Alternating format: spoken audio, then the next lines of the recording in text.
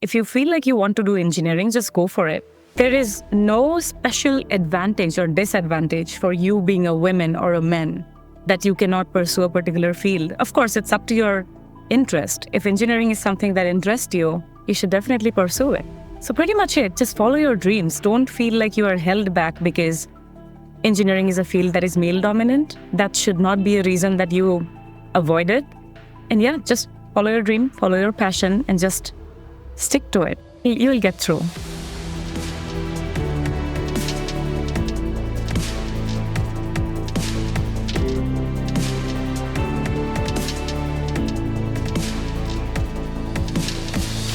Hello, welcome everyone. I'm so glad to have you here again for another episode of the Care to Lead interview series. Today, we're going to take a look at how new leaders are emerging and causing disruption in a good way in their industries.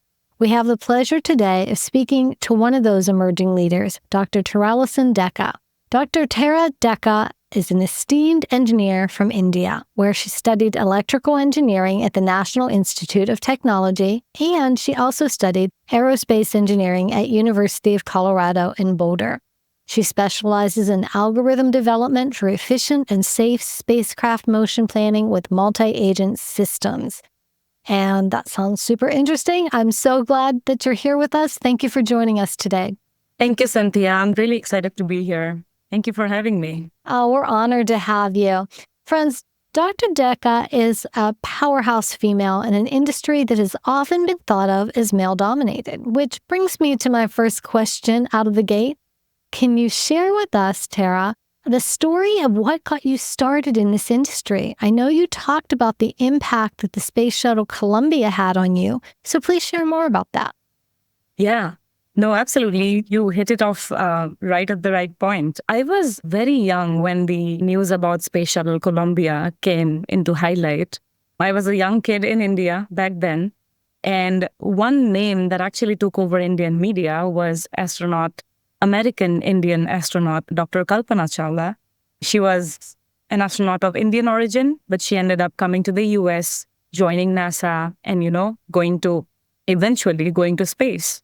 So that was a big news at that time. And her entire story from how she started in a small place in India, Punjab, and made her way to, the vastness of space, that really intrigued me. And that was the, I think, first ever moment I ever felt the curiosity to learn about space a little more. And of course, I dived deeper into that. After that, I read her biography, and it was super inspiring, like her entire journey. And I just wanted to do something that not many people do, space. I think that thing has always intrigued me. Like if something people have not done much, I really want to try it out. So just that general curiosity, what is about space that makes it so hard? What is about space that we don't know enough about it? All those curiosity just, propelled me towards getting attached to that field a little more every time I learned about it. So yeah, that was my first ever attraction to space. And as you already introduced that, I actually started my engineering career as an electrical engineer. As much as I wanted to do space, it did not come very quickly in my life. I had to go a little, take a little longer route to get there. But I just saw always myself going back to my space dream. And that is why, even after having 4 years of degree in electrical, I made that bold decision to come to the US and pursue my space dream. And there you go. I came for master's first, then PhD happened, and now I'm working in the space industry. And it's great. This is what I wanted to do. That's awesome. That's amazing. I'm curious, in India, I know in the United States, there are less women that go into these fields. That's growing, that's changing, and that's awesome. And we want to keep getting more women involved. But was it the same in India that there are less women that go that direction, or is it less an issue in India? No, absolutely. You're right. I think it's a kind of a global problem. I'm not really sure what the actual reason is, to be honest, because I was in electrical engineering, and I think we had around 10 to 15 girls in a class of 100 or 120 students. And that was electrical engineering. And on the other side, there was mechanical engineering that had literally, I think, 3 girls in a class of 100. So it was the same as I saw. But things are changing, and things are changing for good, both in academia and in industry. Women are, I think, coming forward and, actually showing their leadership skills and everything they bring to table gradually. And hopefully we can inspire more of the younger generation to come and pursue engineering field, because there is nothing to be scared of. It's changing, and hopefully it's changing for the good. That's actually, your words are very inspiring. What message would you send to a young woman right now today, considering engineering, considering aerospace, considering any of these fields? What words could you tell her to encourage her to move forward? Oh my God. Well, I think it's a common message for everybody, really. It has nothing to do with specifically just women or men. I would just say, just follow your passion. If you feel like you want to do engineering, just go for it. There is no special advantage or disadvantage for you being a woman or a man that you cannot pursue a particular field. Of course, it's up to your interest. If engineering is something that interests you, you should definitely pursue it. So pretty much it. Just follow your dreams. Don't feel like you are held back because engineering is a field that is male dominant. That should not be a reason that you avoid it. And yeah, just follow your dream, follow your passion, and just stick to it. You'll get through. I love that. Tara, what unique challenges have you personally faced in your industry, and how did you overcome them? In my past 10 years of life, I had spent in academia, and it was just last year that I graduated with my doctorate from University of Colorado, and I entered the industry. So I do not have, much longer industry experience per se. I have not really faced any major difficulty as such in the at least past 1 year of experience in the space industry. It's a very supportive team that I'm a part of now at Morpheus Space.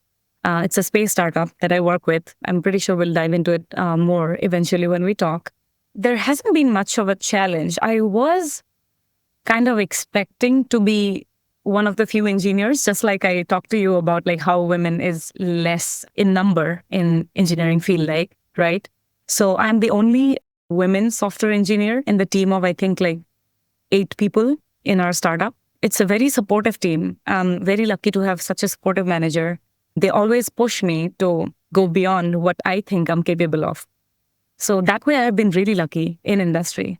And even in academia, when I was doing my master's and PhD, I just was always around so many supportive people, I was the only research assistant during my master's who was fully funded.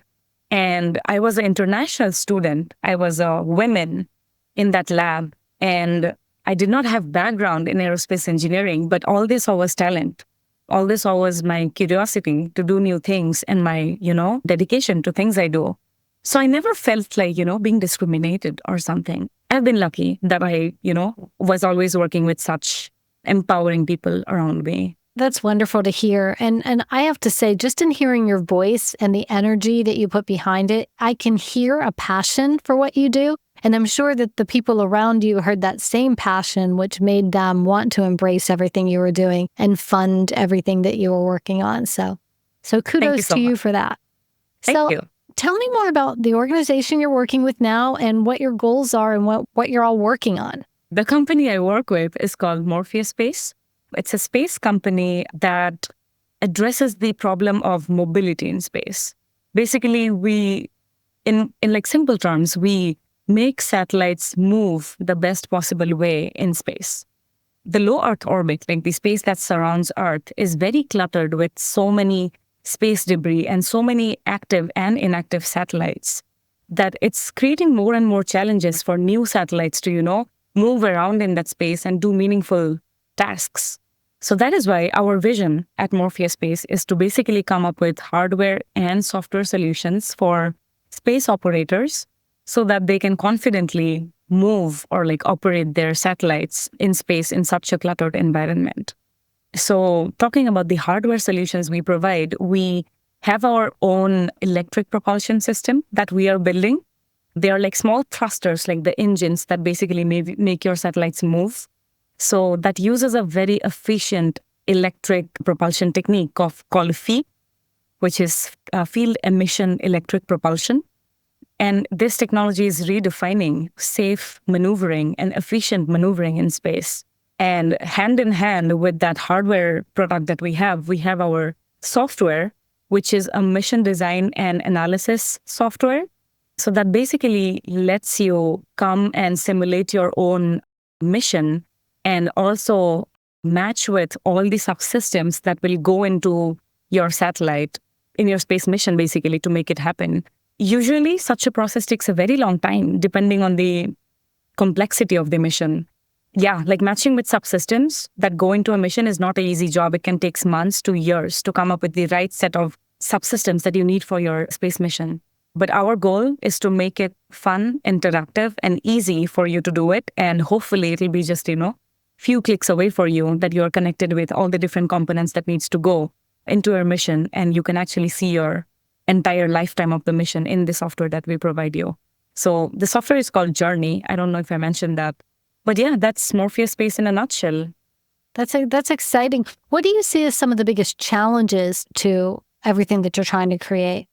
This is a competitive market. Like, this is a existing problem. Everybody knows that space is cluttered and we need to come up with better and better solutions to move around in space. So clearly we are not the only propulsion company who are coming up with like propulsion units for satellites or trying to tackle this problem of safe maneuvering in space. So that itself like puts us in a pool of, many other competitors who are trying to solve the same problem. But I don't see it as like challenge really. It is a challenge, but it also makes what we do more interesting. We just are always pushing ourselves to find more and more better solutions to tackle the same problem. So yeah, space is challenging. We all know that, but it's just the drive for, coming up with better solutions and easier solutions so that, common people, they do not have to go through a bachelor's, master's, and a PhD to really be able to do what we do, right? We want to make it as intuitive and as simple for common users so that we can make space accessible to everybody. So yeah, it's a challenge, but it is what it makes, our job exciting. So your team is small right now. I think you said they're like 8 Yes. people. Is that the whole company? No, so we are like about 8 people in the software team, including front end, back end, and everything we do. So we have our hardware our head office is in Dresden, Germany, where we do all the hardware related stuff. That is where we are building the propulsion system like in-house. So that office is about 30 people large. And all the software stuff happens in Los Angeles, California. And we are about like 15 people in this office. So it's a small startup. Yeah, but that's exciting and it's fun. And there's just so many different things you can do. What excites you the most about your company and about the future and what you think can happen? Wow, space is endless possibility. Yeah, when I started dreaming about space, I really saw myself as an astronaut. I really saw myself as going up to space and doing cool things. But yeah, as I started, I think, getting into it more and more, aerospace engineering like showed me so many different possibilities. It's not always about going to space to do something. You can always be like behind a computer and still do exactly what you would wish to do. So Morpheus Space is pretty much bringing that aspect to life for me. As much as I want to delve deeper into deep space right now with all our work, we are really focused with like low Earth constellations and low Earth satellite missions and small satellite missions, which are, for example, like CubeSats and smaller satellites. It's such a crucial part of space exploration. We know that we are trying to dive deeper and deeper into deep space, but at the same time, we need to solve problems that exist in our planet already. So all these Earth observing satellites that are up there are facing so much challenges because of the, cluttered environment. It's a very important problem that we are tackling. We want to just be, moving safely in the space and observe Earth and learn more and more about what's going on in Earth and how we can improve things. So yeah, it's a very interesting problem that we are trying to tackle, and it's just keeping me, I think, hooked to what we are doing right now. I'm going to ask a question that is going to just probably highlight my ignorance. Oh my God. In your field. But I'm curious because I've read a lot, and I haven't read a lot, I've heard a lot on the news and read different articles about how satellites, they could be at risk of people, doing not good things, to knock out satellites and to alter satellites like in a nefarious way. So is part of the work you're doing creating ways to protect satellites from things like that? That is a very good point. Space, so we are not actively addressing that issue. We are in general addressing mobility in space. So with the specific problem that you brought up, that, adversaries trying to attack your satellite or manipulate your operations in a way that it'll benefit the other opposing team. That's an existing defense problem. We are not into defense yet, but space mobility is a common thing. It applies as equally to just a simple Earth observing satellite, which is trying to, understand how weather work, how global warming is affecting things, how temperature is changing, how water levels are rising up and down, and everything it's trying to study.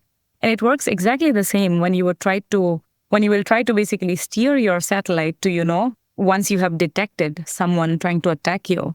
So space mobility is essentially the same. It's up to you if you want to move your satellite to prevent yourself from a predicted collision with someone, or you want to just change your orbit because you just changed your mind that you are observing India so far 5 times a day, and now you want to observe North America for 10 times a day. And you're just, mission requirements changed and you want to move in space and change your mission objectives. So space mobility works the same way. It has applications in both fields, as you said, space defense as well as in, civil space. How is AI impacting your industry? Again, another very good question. Definitely AI is pretty much trying to take over every field that you see. We are not actively doing AI in Morpheus Space. And there's a reason, when it comes to space, we just don't know enough of that environment.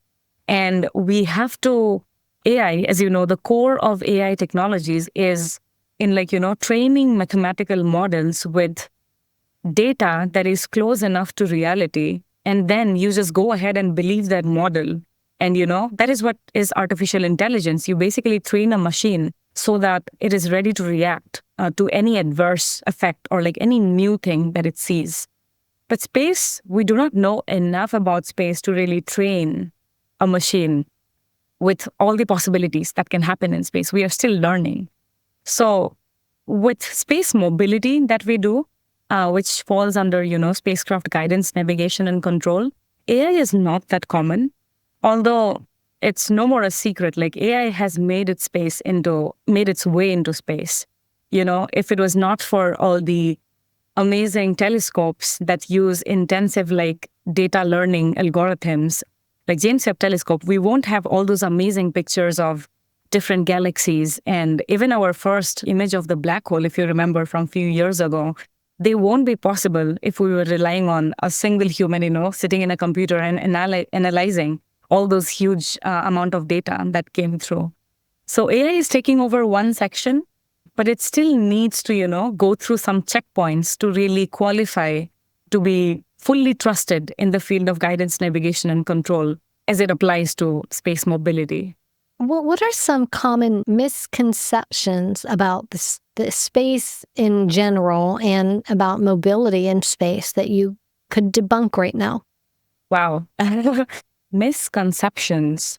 This will take some time. Let me think about this. Well, if you think about it, honestly, moving in space is pretty much same as moving in a huge traffic, on a road, on a plain road. Just the catch being, you are so limited as far as resources go up there in space. If you run out of fuel, you do not have an immediate gas station to stop by and refuel it, If you are in need of a mechanic, something failed, you do not have it available up there. So I won't say it misconception, but I think those are the little challenges that really make space travel so intriguing and so challenging. If someone thinks that space is fun, it is fun, but it comes with so much of challenges, and we just need more and more technologies. Many people may also, comment that we landed in moon 60 years ago. Why is it taking so long to go back to moon, right? It's not that easy. Space is complicated. And our goals as humanity, as we go on exploring space, it changes over time. Back in 1960s, our goal was just to be on the top of the space race. We wanted to showcase our power that we can also land in moon. But now the goals have changed. We want to like build a habitat in Moon and Mars. We want to start exploring Moon a little more. We want to start building a house there that will eventually help astronauts go to the Mars from there. So priorities change. It's easy to think that if we already have the capabilities to explore space, why are we taking so long? Like, what's taking so long for us? But it's complicated. Space is complicated. If you remember, 2 weeks ago or 3 weeks ago, we had that huge solar storm, right? Where social media was flooded with all those images of northern lights that came up to such low latitudes. That was essentially a solar storm that happened, and nobody was able to predict that. All the satellites up there were affected by the solar storm. And there was no way you could predict by how much will that affect you. So space is complicated. You always need to, keep monitoring everything that happens in space. And the more we delve into the future, we need to come up with better and better technologies. And yeah, it's going to be ongoing process. There is no one shot to, automating operations in space. You just have to keep coming up with better and better solutions to deal with all the adversaries. So yeah, if you think space is easy, that's not true. But space is fun, though. I agree with that. What do you hope to see in a perfect world, if everything were to go well in 10 years? What would you like to see happening in space? Oh my God, wow. I really want to hear the news that we have located a planet that has civilizations just like us. Because I am pretty sure that is where we are heading to, that it's not coming anytime soon. We all know that. But yeah, have you heard of the pale blue dot? I'm pretty sure you have seen that image, right? That was basically an image that the Voyager 1 mission took. So the Voyager 1 is basically a space probe that went into interstellar space. That is, it exited the solar system and it's on its way to the deeper space. Nobody imagined that Voyager will be active till date. It has done all its job, like it has explored all the different planets in the solar system. And once it was done with his job and it was still going, what basically NASA decided was it would ask the spacecraft to turn itself inwards towards the solar system and take a last image of the Earth and how it looks like from where Saturn is in the solar system. And that image, where you can literally see Earth as a little small dot, it's called the pale blue dot. If you're into it, I would highly suggest you look at that picture and hear Carl Sagan, the famous astrophysicist, talk about it. That brings everything to so much perspective that, we are such a small dot in the vastness of space. And it's so unlikely that it's just that dot that is, supporting life. There is so much unknown about space. And I know that that day will someday come when, just like we discovered the black hole, will be like, we found another planet that has creatures in it. And they're on their own way of space exploration. So my ultimate dream, I should not even call it 10 years from now, because people will laugh at me. But you never know, But that will be, I think, something that I would want to experience in my lifetime. That, concluding that, yes, we are not alone in space. That's impossible. I think what I enjoy about listening to you is obviously this is a topic that I know so little about. But what I can hear in you, and I think it's just so impressive, is that you've got the intellect and the education and the knowledge and everything to do things, but you also have this real inquisitive curiosity, and you really care about what you're doing. And that is powerful. And it's people like you that are going to be able to find the things. And because you're not cynical, you're asking questions. And that is a huge gift. And I just want to throw that out there for you. Thank you so much. That is so kind of you. No, these questions keep me up. Every time I go to the beach, it's not just me enjoying with the sand. It's always me thinking can there be somebody else sitting in an ocean, near an ocean, and thinking the exact thing, that do we exist? Do humans, maybe they are also looking for another civilization, who knows? Those questions really keep me up. So thank you for recognizing that. That's really sweet of you. It's people like you that are going to find the answers to those questions for the rest of us who are just sitting around at the beach going, do I have enough sunblock? Oh my God. That's not true. We need to have fun in the beach. Come on. Yeah, that's true. So for our listeners who want to learn more about your work, how can they connect with you and your company? Oh, yeah, absolutely. So I am available in LinkedIn. I really appreciate like professional conversations. If you have really important questions about career in space, jobs, internships, and just like in general, like have a professional chat, LinkedIn is the best place. I am in Facebook and Instagram too. But yeah, it's hard to judge like, professional conversations versus personal in those platforms. So yeah, I would prefer LinkedIn. You can find me there. And Morpheus Space is just a click away. Like just search for Morpheus Space. We have an amazing website that's still, in the process of coming out, as in its best possible view. Our graphic designers are always working on improving that website. But yeah, feel free to drop in, check in what everything is that we are doing. And just feel free to reach out. And I would really highlight this. When I was starting off my career, I was reaching out to so many people on LinkedIn. And I have been like really lucky to come across people who actually cared about helping, because this was not going to benefit anybody by, helping me out or like giving me any guidance. Like it's just me taking up some of their valuable time to help myself, But that thing has helped me so much. So I can promise you, like if you have any genuine question for me about your career or anything, just reach out in LinkedIn and I'm sure like I'll respond back to you. I try to do that because I've been through that and I have seen how it can help, some person from, some corner of the world if you just simply hit that reply button and send a response. So yeah, LinkedIn is the best platform to connect. I actually love that. LinkedIn is, I think, in some ways, it's underutilized by people. I work with executives and so on that have been in their field or in their job for 15, 20 years. And then all of a sudden they want to make a change. And I look at their LinkedIn profile and they haven't been active for 6 months or 6 years.